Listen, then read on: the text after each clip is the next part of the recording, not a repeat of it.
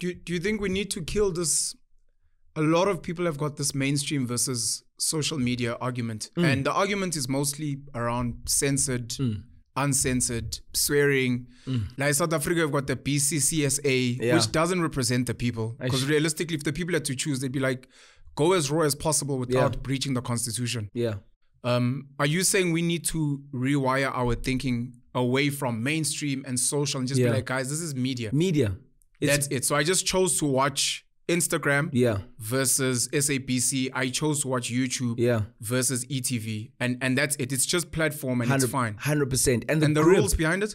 The grip on conversations and how conversations are held globally has changed forever.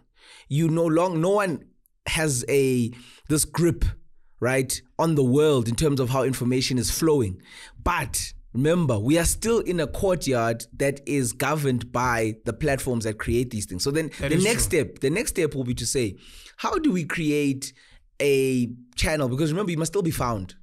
People must still find, and they find you on YouTube, which is still a courtyard, right? That is governed, that has rules, that has Umanjinglane, who says, not that thing, who demonetizes you.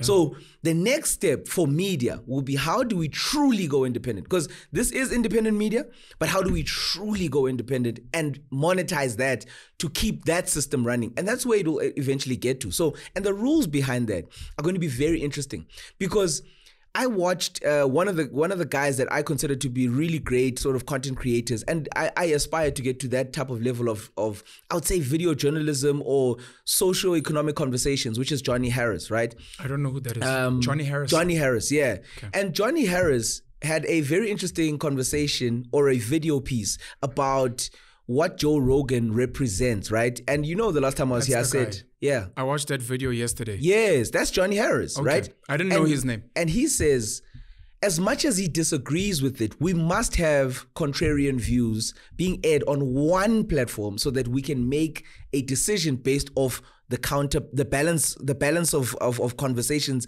and debates and arguments. And that is key, because polarization, right, is what is causing a lot of disagreements with people.